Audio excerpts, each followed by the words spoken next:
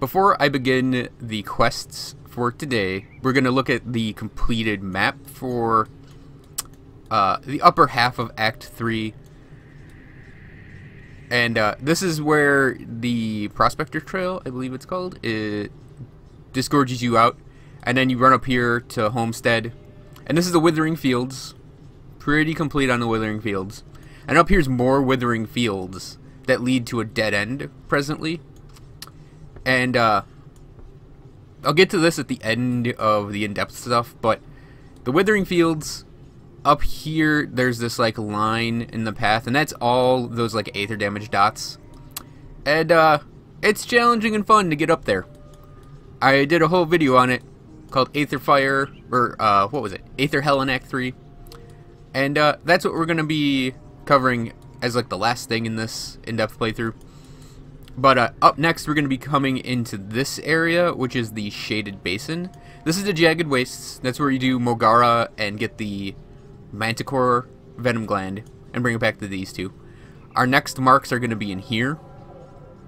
And then our final marks are going to be here, Tyrant's Hold. And that's a really cool area that I can't wait to get to.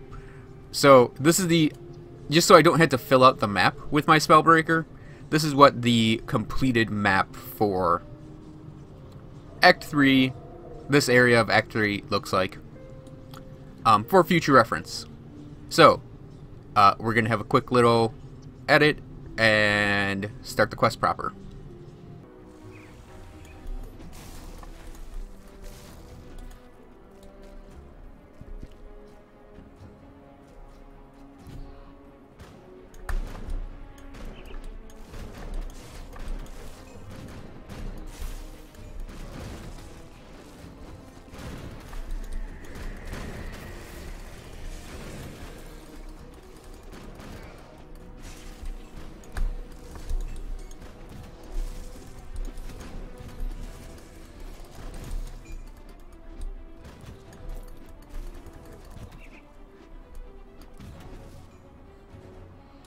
Huh. That worked out pretty well. And I got a new thing. Sweet. Oh, a hood? Oh, finally a hood. Oh, it's a 14. Damn it.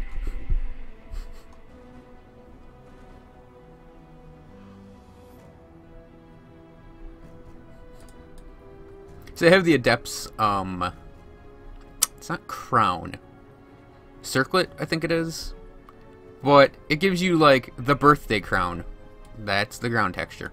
It gives you the birthday crown. And I'm not too jazzed on the birthday crown, quite honestly, in terms of looks. So it's like, oh, the hood! And I'm like, oh, wait, that's probably not as good as the birthday crown. But, I mean, you can't argue with results. Which this guy's getting very well.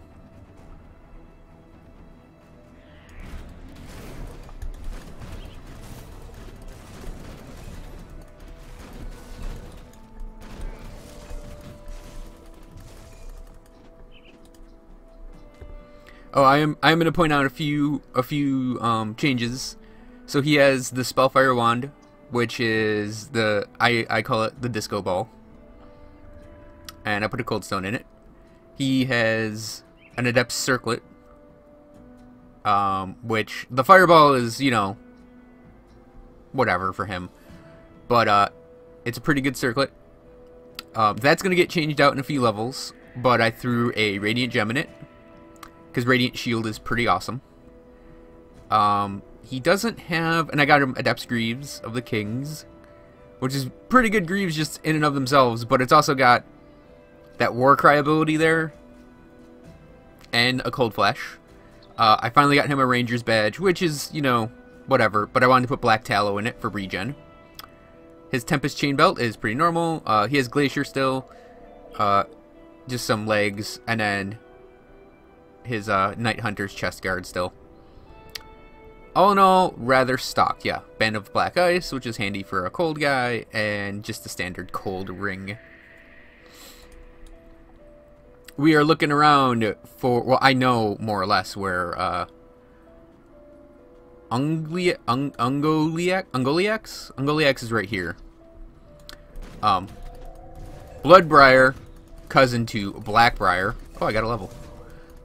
The Treadstone upgrade is in, I think, a random cage. Oh, I think my 5% on chance to hit Warcry thing triggered just then.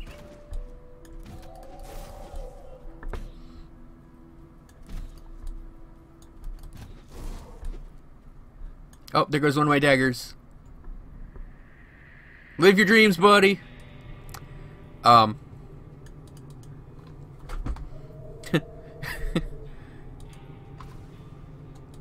He's oh right, I got a level.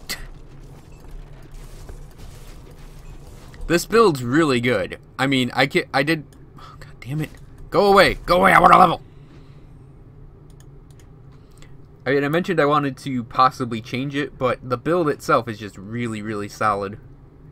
Oh, if I could get to mental alacrity with this guy, that'd be amazing.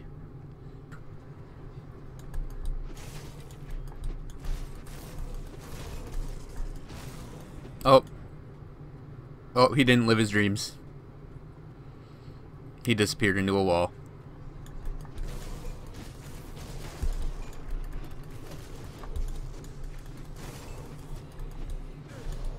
Ugh, those guys.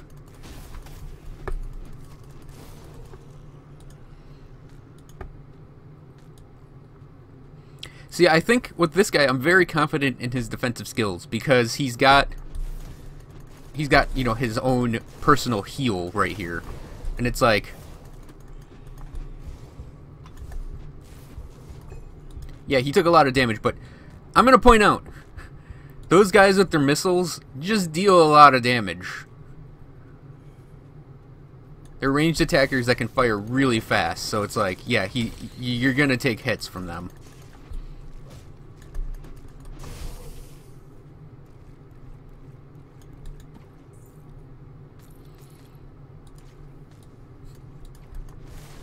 Oh man. So let's hit that.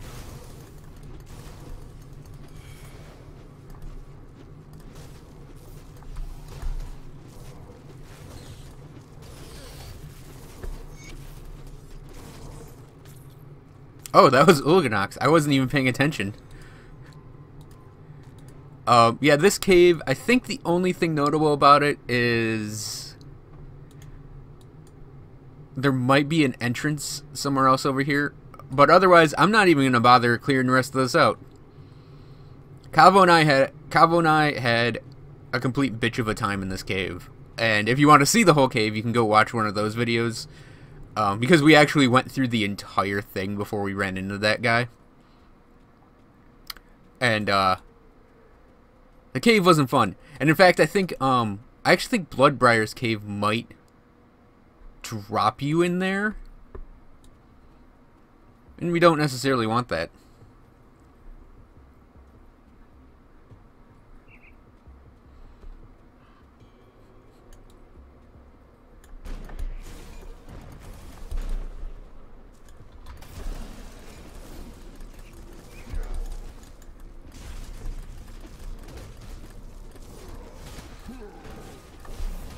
Ah.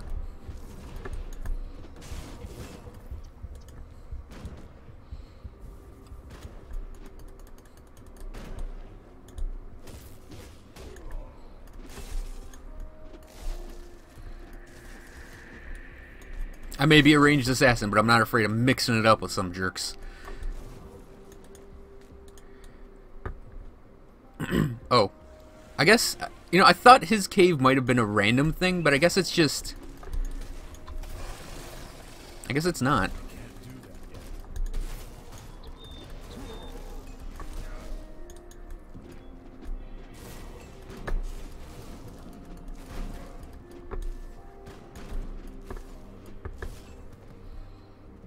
Because I think it was here when Cavo and I did this. It was on this rock at the bottom. It's not on the map. Oh, it is on the map. Well... whatever. I don't think, like, when I looked on the map earlier, I don't think that was actually listed. Maybe it was, and I just wasn't paying attention. Because I knew the one with,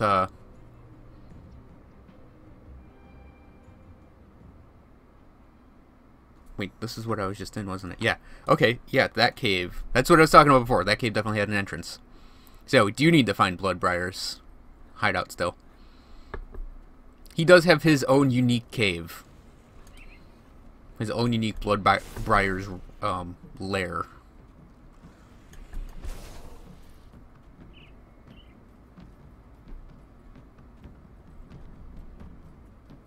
So we get to run around a little bit.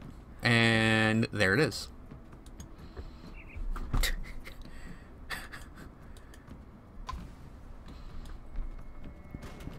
There's sitcoms with less funny setups than that.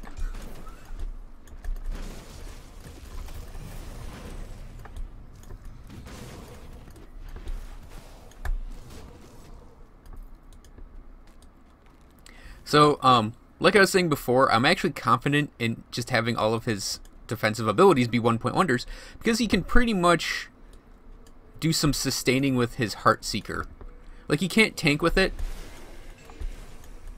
but anything that survives it, ooh, I need those. Anything that survives it, like,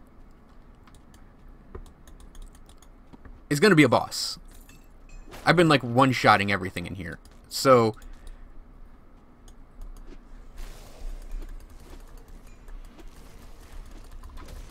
And he has that maxed out, which is a huge attack when you max it out. Plus, he can very easily kite things around. So I actually think with this build, you don't need your defensive abilities jacked way up. Just 1 point in them to make sure you got them. And I mean, I will say, the Mirror of Orestes is fantastic as a 1-point wonder ability.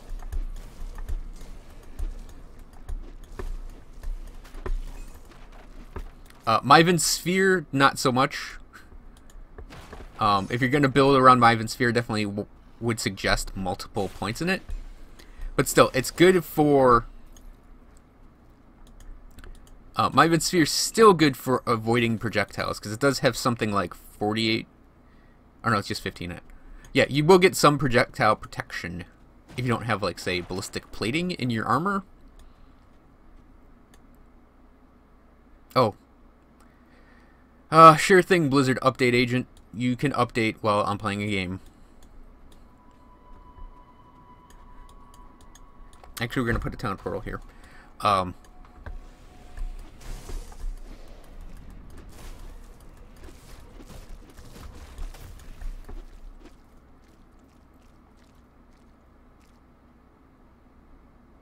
I will say, I did want Radiant Shield, because Radiant Shield is the main reason to use a Radiant Gem in your offhand. Because of all the resist you get from it. But, I actually have a full bar, as you can see. We're actually going to pop it now.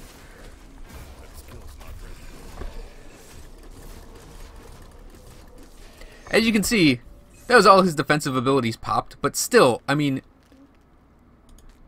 just look at how quick that was. We're on Veteran, too.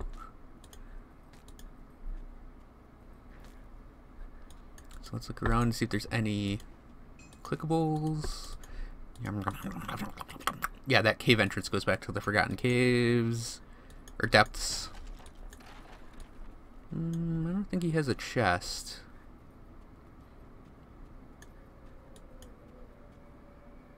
And I don't think this area drops us into it. Oh, check the body. Nice for a body.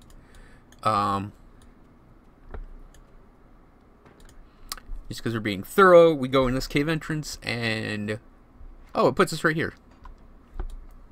That's handy.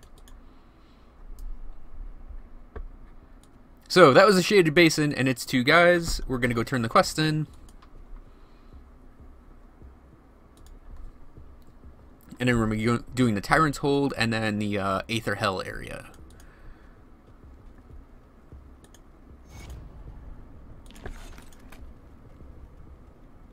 Did I say Tyrant's Basin?